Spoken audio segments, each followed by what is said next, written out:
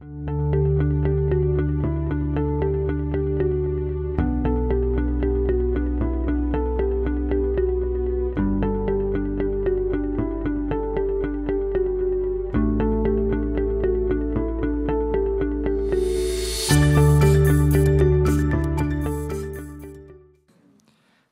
que vous allez bien ce soir.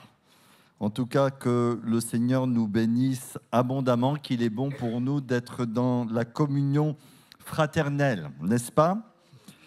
Alors, nous avons vu il y a quelque temps en arrière que notre Dieu est celui qui entend la prière. Dieu entend la prière et nous savons aussi que Dieu, notre Dieu manifesté en Jésus, est celui qui exauce ou qui est capable d'exaucer la prière. Et lorsque nous prions, lorsque nous élevons nos voix, ce n'est jamais en vain, frères et sœurs, que nous le faisons.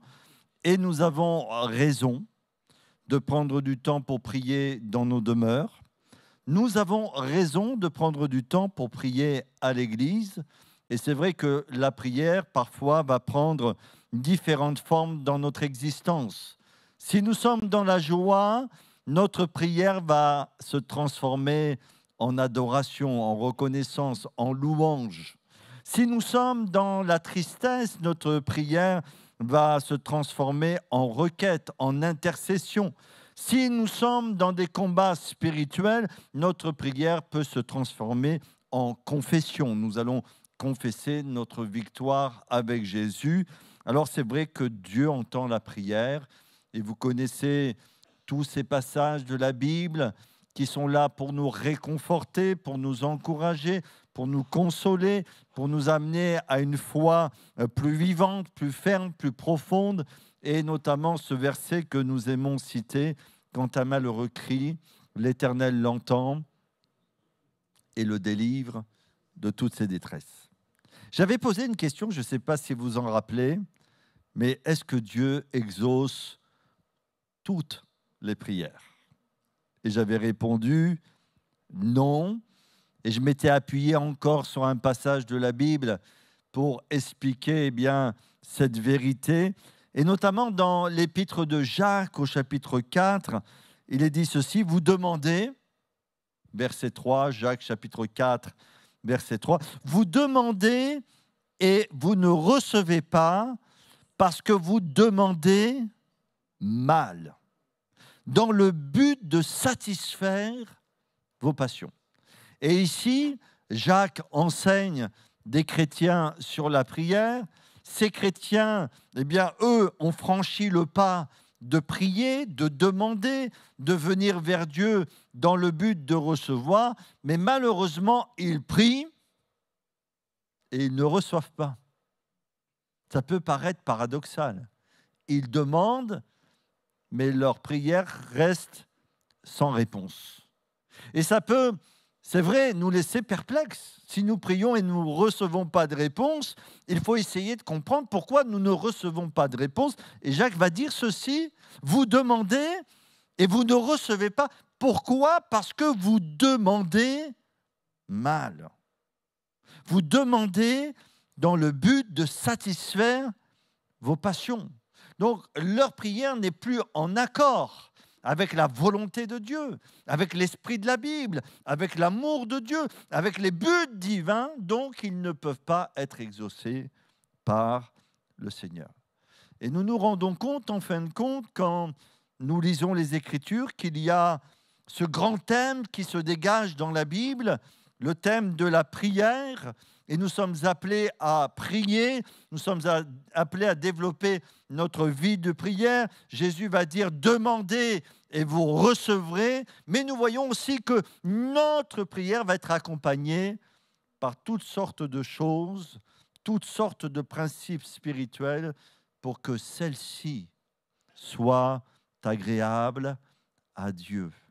Par exemple, il faut que notre prière soit accompagnée de la foi. Tout ce que vous demandez en priant, croyez que vous l'avez reçu et vous le verrez s'accomplir. Donc, vous voyez ici il y a un accompagnement de la prière. Il y a la prière, mais la prière va être accompagnée de la foi. Et la Bible nous invite, quand on prie, de prier avec foi pour être exaucé. Par exemple aussi, nous voyons que nous sommes appelés à prier au nom de Jésus, c'est-à-dire pas avec nos propres mérites, notre propre justice, nos propres forces, mais on va prier dans le nom de Christ. Et pour nous, chrétiens, le nom de Jésus signifie tout ce qu'il a accompli pour nous, notre position spirituelle qui nous permet de nous approcher librement du trône de la grâce pour être secourus dans nos besoins. Et Jésus va enseigner comme ça la prière, mais une multitude de thèmes qui vont accompagner la prière. Et nous allons parler de l'un de ces thèmes ce soir concernant la prière. Notamment, Jésus a enseigné sur la nécessité pour nous de persévérer dans la prière. Pourquoi devons-nous persévérer dans la prière? Donc, je vous invite maintenant à lire un passage de la Bible dans l'Évangile selon Luc, chapitre 18, verset 1er. Et on va découvrir ce que Jésus enseigne au travers d'une parabole. Luc chapitre 18, verset 1er. Et vous savez que Christ est un modèle de prière. Jésus, souvent, allait prier, allait à cette rencontre avec le Père Céleste. Et même les disciples vont voir la vie de prière de notre Seigneur Jésus et vont lui demander de ce que le Seigneur Jésus leur enseigne même la prière. Parce qu'ils ont compris très vite que cette communion avec le Père, c'est ce qui permet à Jésus de vivre une vie puissante par le Saint-Esprit, bien sûr en tant qu'être humain. Et verset 1er de ce chapitre 18 de l'Évangile selon Luc. Jésus leur adressa une parole pour montrer qu'il faut toujours prier et ne point se relâcher. Et on aurait pu mettre entre parenthèses, pour résumer ce qu'il vient de dire, la persévérance dans la prière. Il dit, il y avait dans une ville un juge qui ne craignait point Dieu et qui n'avait d'égard pour personne. Il y avait aussi dans cette ville une veuve qui venait lui dire « Fais-moi justice de ma partie adverse ». Pendant longtemps, il refusa, mais ensuite il dit en lui-même « Quoique je craigne point Dieu et que je n'ai d'égard pour personne, néanmoins, parce que cette veuve m'importune, je lui ferai justice afin qu'elle ne vienne pas sans cesse me rompre la tête. » Le Seigneur ajouta, « Entendez ce que dit le juge inique. Et Dieu ne ferait-il pas justice à ses élus qui crient à lui jour et nuit, et tardera-t-il à leur égard? Je vous le dis, il leur fera promptement justice. Mais quand le Fils de l'homme viendra, trouvera-t-il la foi sur la terre? » Donc Jésus ici enseigne au travers d'une parabole la nécessité de persévérer, de toujours prier et de ne point se relâcher. Alors on va essayer de retirer pour nous ce soir quelques enseignements de cette parabole et voir quelques leçons spirituelles concernant cette parabole. Déjà, on voit que ici Jésus n'enseigne pas par analogie, mais il enseigne par contraste ou par opposition. Pour ceux qui ne le savent pas, une analogie, c'est un rapport existant entre des choses ou entre des personnes qui présentent des caractères communs, ressemblances, similitudes, dans le but de donner un enseignement spirituel. Je vais vous donner un exemple. Ça va être plus simple, ça va être plus clair. Jésus va dire, par exemple, « Je suis le chemin. Je suis le chemin, la vérité et la vie. Nul ne vient au Père que par moi. » Ici, Jésus enseigne par analogie. il se sert d'une image pour donner un enseignement spirituel. Jésus, il dit « Je suis le chemin ». Bien sûr, on a tous compris que Jésus n'est pas un chemin. Jésus est une personne. Mais Jésus veut dire au travers de cette image qu'il est celui par lequel nous pouvons découvrir Dieu. Vous êtes d'accord avec moi? Il y a une ressemblance, un enseignement, bien sûr, à comprendre entre ces deux vérités. Ici, Jésus enseigne par contraste. Il va mettre, en fin de compte, il utilise une image et il va mettre des choses ou des personnes dans le but de donner un enseignement spirituel. Et vous retrouvez parfois une expression dans la Bible pour montrer que Jésus enseigne par contraste, et vous allez comprendre ce que je dis. Par exemple, il va dire à des moments précis de son enseignement à ses contemporains, à plus forte raison. Je vous donne un autre exemple. Je vous dis tout ça pour revenir après sur autre chose. Mais je vous donne un autre exemple. Par exemple, il va dire, méchant, comme vous l'êtes, vous savez donner de bonnes choses à vos enfants. À plus forte raison, votre Père Céleste qui est dans les cieux ne donnera-t-il pas de bonnes choses à ceux qui lui demandent? Eh bien là, il se sert d'un contraste pour montrer, méchants comme nous le sommes, nous, bien qu'étant méchants, nous sommes capables de manifester de la bonté à nos enfants, bien que nous soyons marqués par le péché, bien que nous soyons imparfaits, à plus forte raison notre Père qui est parfait, en qui le péché n'existe pas, comme nous l'avons entendu tout à l'heure, un Dieu rempli de miséricorde, de patience, de bonté, ne donnera-t-il pas de bonnes choses à ceux qui lui demandent? Pourquoi je vous explique tout ça? Parce que déjà tout de suite, il ne faut pas comparer ce juge unique à Dieu. Et certaines personnes ont vu dans ce passage de la Bible une analogie, comme si la prière était un combat avec Dieu pour être exaucé, comme si Dieu ressemblait à un juge unique. Et là, ça va nous amener à une autre question. Mais comment voyons-nous Dieu, le Seigneur? Eh bien, nous sommes maintenant ses enfants. Il est notre Père céleste et nous avons été réconciliés avec lui. Et quel bonheur, quel privilège de savoir que nous sommes ses fils et ses filles, que nous lui appartenons parce que Jésus a versé son sang afin que nous soyons réconciliés avec lui. Dieu n'est pas un juge unique. Dieu est un tendre Père pour nous, qui prend soin de nous, qui veut nous exaucer, qui veut nous éduquer, qui veut nous permettre d'expérimenter son amour et sa puissance. Est-ce clair? Est-ce clair pour chacun d'entre nous? Et quel bonheur de se savoir au travers de Christ, bien sûr, mais quel bonheur de se savoir aimé de Dieu. Et c'est un bonheur pour nous d'être dans la présence de Dieu. Et ce matin, j'ai fait cette prière, je vous la partage. Si je devais mourir, Seigneur, aujourd'hui et te rencontrer, ça serait un beau jour. Ça arrivera un jour. Peut-être ça peut encore arriver parce que la journée n'est pas terminée. Je ne l'espère pas. Mais malgré tout, ça sera un beau jour. Parce que je sais dans mon cœur que je suis réconcilié avec le Père Céleste, que Jésus est mon Sauveur, que Jésus est votre Sauveur, qu'il nous tient dans sa main puissante, qu'il nous garde, qu'il nous protège.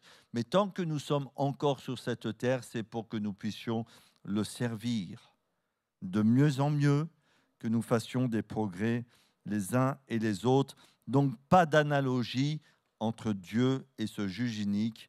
Dieu, c'est notre bon Père Céleste qui prend soin de chacun d'entre nous parce que nous avons été réconciliés avec lui au travers du Fils. Alors l'image de la veuve. L'image de la veuve, c'est l'image de la persévérance.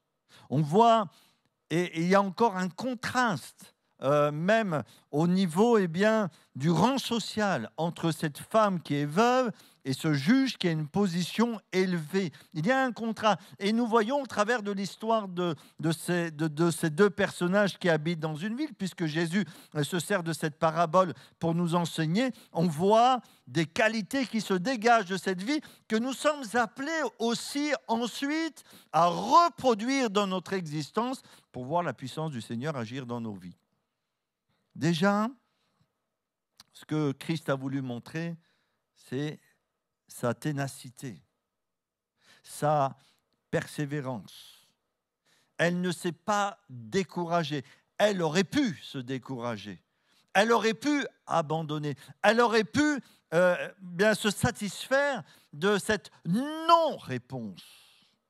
Et on pourrait se poser la question, mais qu'est-ce qui fait que cette veuve est aussi persévérante? Qu'est-ce qui fait qu'elle ose persévérer malgré les refus de ce juge inique? Eh bien, j'ai noté quelques points. La première chose, c'est qu'il y a dans son cœur une puissante conviction. Elle dit ceci, « Fais-moi justice de ma partie adverse. » Il y a une conviction dans son cœur qu'elle est dans son droit. Elle ne repose pas sa persévérance sur des émotions, sur des sentiments, mais sur la justice, sur le droit. Elle est dans son droit de réclamer ce qu'elle est en droit de recevoir. Fais-moi justice de ma partie adverse. Et vous savez que la vie chrétienne n'est pas qu'une question d'émotions et de sentiments. La vie chrétienne est une question aussi de justice. Et quand nous nous approchons de Dieu pour réclamer la bénédiction, pour réclamer la guérison, pour réclamer la délivrance, pour réclamer ce que nous avons besoin pour être victorieux sur cette terre et briller dans ce monde, nous sommes dans notre droit. Pourquoi ? Parce que Jésus l'a déjà accompli sur la croix du Calvaire. Et quand Christ a dit « tout est accompli », c'est vraiment qu'il a tout accompli à la croix du Calvaire.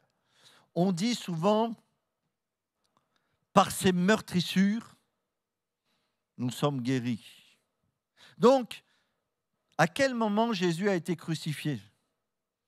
Il y a à peu près maintenant 2000 ans en arrière. Vous êtes d'accord avec moi? Donc, ça fait 2000 ans que Christ a été crucifié. C'est quelque chose de fait, c'est quelque chose d'accompli. Donc, si nous disons par ces meurtrissures nous sommes guéris, eh bien c'est sur cette base-là que nous allons réclamer la guérison pour notre vie parce que Jésus l'a déjà spirituellement parlant accompli sur la croix du Calvaire. Est-ce que vous me suivez? Donc, quand on prie pas simplement parce qu'on est ému de compassion. C'est bien d'être ému de compassion. On en a parlé dimanche matin, la nécessité de comprendre l'amour de Dieu pour nous. Mais nous prions parce que, nous sommes légalement aptes à recevoir ce que Dieu a préparé pour nous, puisque nous sommes les justifiés du Seigneur et que Christ a tout accompli. On demande quelque chose que le Seigneur a déjà accompli pour nous. Quand on parle du vieil homme ou de la vieille femme, mais la Bible parle du vieil homme, vous avez compris mes sœurs, cette nature en nous qui fait la guerre à notre âme, qui peut-être est là dans notre vie et voudrait nous empêcher de progresser avec le Seigneur. La Bible nous dit qu'il a été crucifié. Ce n'est pas à nous de le crucifier, il a été déjà crucifié. C'est à nous de croire ce que le Seigneur a fait sur la croix pour notre victoire. Donc, encore, d'une manière légale, nous nous approchons de Dieu pour demander et croire et confesser quelque chose qu'il a déjà accompli. Je ne sais pas si vous me comprenez. Donc, ce n'est plus les émotions qui rentrent en ligne de compte. Mais c'est la justice de Dieu. C'est ce qu'il a fait sur la croix. Nous sommes justes à ses yeux. Nous sommes ses enfants. nous sommes dans le droit de réclamer ce qu'il a déjà accompli pour nous. Nous voulons simplement recevoir. Et cette femme, elle est convaincue dans son cœur, fais-moi justice de ma partie adverse parce que je suis dans mon droit légal. J'ai le droit de demander, cela m'appartient. Pourquoi je ne l'ai pas? Parce que cela m'appartient. Donc maintenant, je vais chercher ce qui m'appartient. C'est son droit. Et nous sommes dans notre droit parce que nous avons accepté Christ et que son sang a coulé pour chacun d'entre nous pour que nous puissions nous approcher du trône de la grâce pour être secourus dans nos besoins. Voilà, je viens vers toi, Seigneur, pas d'une manière simplement émotionnellement, mais je viens sur la base de ta justice. Alléluia. On veut bénir Dieu. C'est quoi la persévérance? Eh bien, c'est d'aller jusqu'au bout, jusqu'au moment où nous aurons la victoire.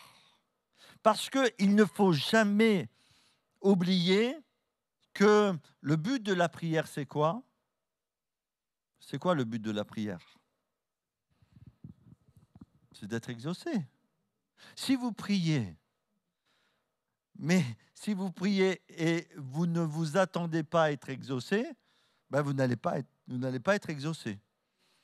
Et puis, il faut se poser la question, mais pourquoi vous priez?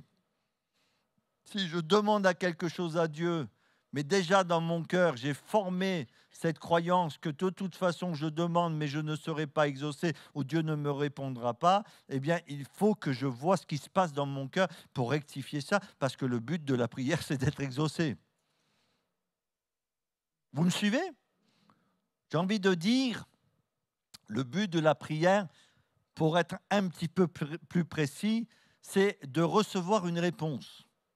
Parce que quand on dit l'exaucement, c'est la réponse que nous attendons, mais Dieu parfois nous répond différemment de ce que nous attendons. Mais la prière reçoit une réponse.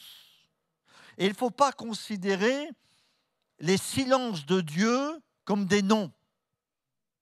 Mais il faut considérer les silences de Dieu comme un appel à la persévérance. Parce que parfois, nous considérons les silences de Dieu comme des non. Nous avons l'exemple de l'apôtre Paul avec son écharde. La Bible nous dit qu'il a prié une première fois pour être délivré et silence. Qu'est-ce qu'il a fait? Il a prié une deuxième fois et encore silence. Il a prié une troisième fois. Donc il n'a jamais considéré le silence comme un non. Puisque lui, dans son esprit, le but de la prière, c'est de recevoir l'exaucement ou de recevoir une réponse. Et à la troisième fois, il va recevoir une réponse. Pas celle qu'il attendait, mais il a une réponse. Ma grâce te suffit. Donc, ce soir, on va prier. Je voudrais vous sensibiliser quand tu vas prier. Est-ce que tu t'attends à ce que Dieu réponde à ta prière?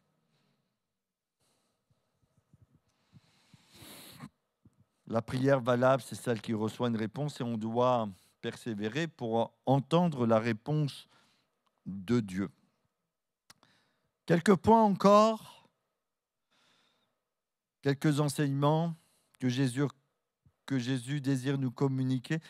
On pourrait se poser la question, frères et sœurs, assez simple, mais à quel moment nous devons arrêter de prier? À quel moment devons-nous arrêter de prier? On doit arrêter de prier quand on est exaucé. Déjà, c'est simple. Oui. On doit arrêter de prier quand Dieu nous donne une réponse. Si Dieu nous dit « ma grâce te suffit », ne demande pas autre chose que ce que Dieu t'a donné. Si Paul avait reçu cette réponse que ma grâce te suffit, non, j'ai besoin d'être délivré, je veux être délivré de cette écharpe. Non, parce que Dieu a déjà répondu. Et parfois, on peut s'entêter. Vous me dites, oui, mais non. Si, des fois, on s'entête, on demande des choses à Dieu, mais Dieu a déjà parlé. Alors, ne lui demande plus ce que tu désires, parce que Dieu t'a déjà parlé. Donc, tu arrêtes de prier. Tu dois arrêter de prier quand les circonstances te le montrent aussi. Hein, si on prie pour le salut de quelqu'un et que cette personne décède, tu vas plus continuer à prier pour elle pour qu'elle soit sauvée, puisque maintenant son sort est entre les mains de Dieu. Donc il y a des circonstances qui nous montrent les choses aussi. Donc on a une certaine intelligence, une certaine sagesse, on arrête de prier. Donc oui, on arrête de prier, mais à un moment donné, la Bible nous donne cette définition de la foi. La foi, c'est quoi? C'est la ferme assurance des choses qu'on espère, la démonstration de celles qu'on ne voit pas. Pour l'avoir possédé, les anciens ont obtenu un témoignage favorable. Donc quand on prie, quand on demande à Dieu, je pense que parfois on ne voit pas tout de suite l'exaucement de notre prière. Et ce qui est difficile pour nous, c'est que entre le moment où nous prions et que peut-être Dieu parle à notre cœur d'une manière claire, que ce soit au travers de la parole de Dieu, que ce soit au travers d'une prédication, que ce soit au travers de différents moyens, entre le moment où, là, dans la prière, Dieu me parle, et le moment où je vois concrètement l'exaucement de ma prière, concrètement, parfois, il y a un laps de temps entre les deux. Et on pourrait se poser la question, mais à partir de ce moment-là, où Dieu me parle, et le moment où je suis exaucé, qu'est-ce que je dois faire? Est-ce que je dois continuer à prier? Eh bien, moi, je vais vous dire ce que je pense ce soir. Si Dieu a parlé à ton cœur, il t'a donné une promesse, il t'a donné une certitude, la foi et la démonstration des choses qu'on ne voit pas. Et il nous est dit dans ce passage de l'Épître aux Hébreux, hein, pour l'avoir possédé, les anciens, pour l'avoir possédé, ont été favorables, ont eu l'approbation de Dieu, si je peux m'exprimer ainsi. Eh bien, quand Dieu t'a parlé dans ton cœur et qu'il t'a dit qu'il t'a exaucé, même s'il faut un laps de temps pour que tu vois cet exaucement concrètement, tu ne dois plus prier pour moi. Tu dois louer le Seigneur. Tu dois le louer de ton cœur, de tout ton cœur. Tu dois le bénir. Et la bénédiction ne tardera pas à venir dans ta vie. Peut-être elle prendra un petit peu plus de temps que prévu, mais tu dois confesser ce que le Seigneur t'a donné dans ton cœur. Et surtout, le préserver, le garder, le protéger.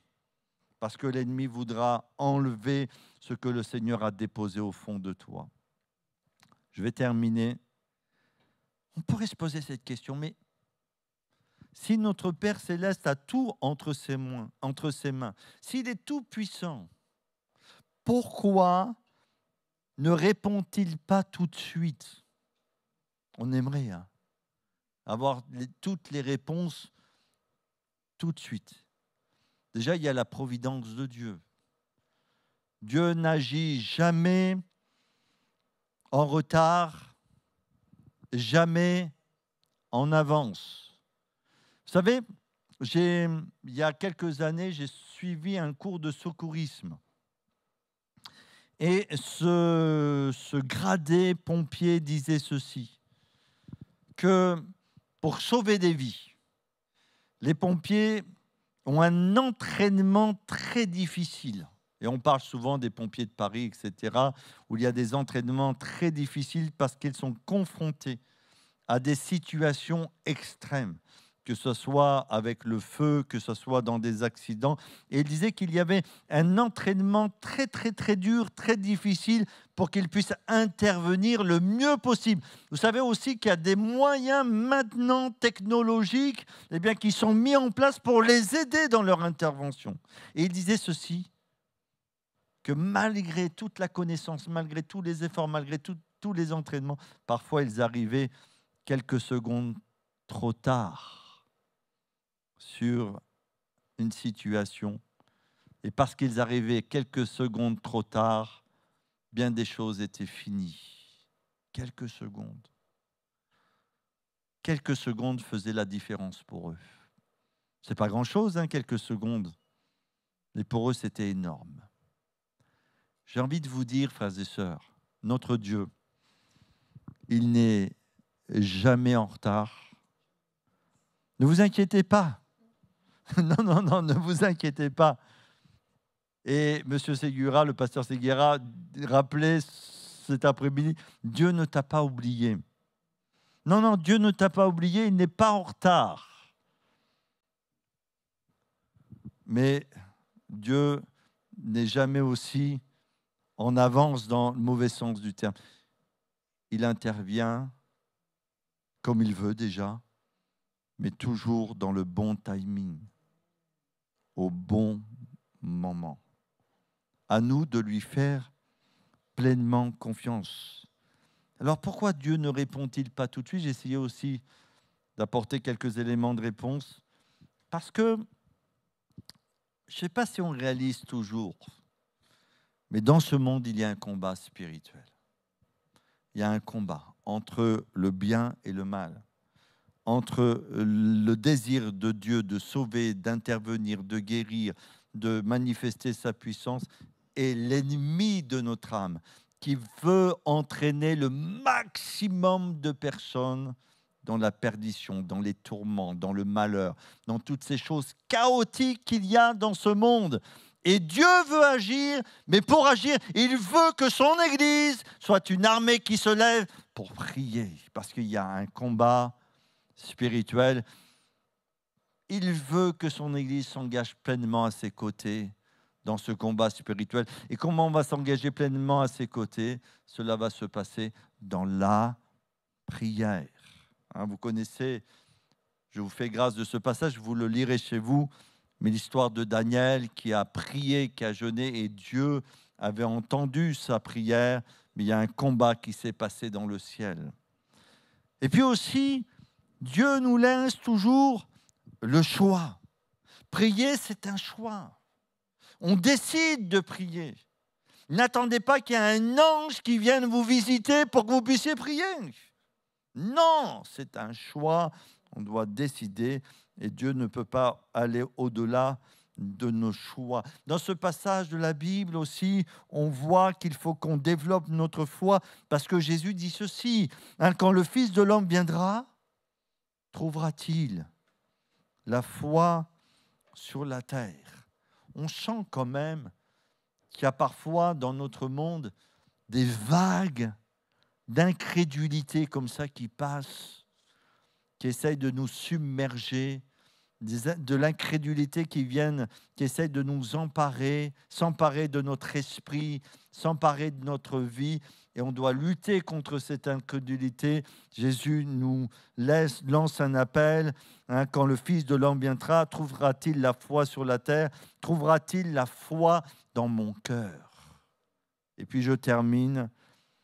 Parfois, Dieu aussi ne répond pas tout de suite parce qu'il nous éduque spirituellement.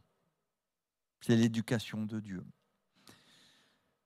Souvent, je le dis, mais une des choses qui est le plus importante aux yeux de Dieu dans notre vie, c'est la transformation de notre caractère.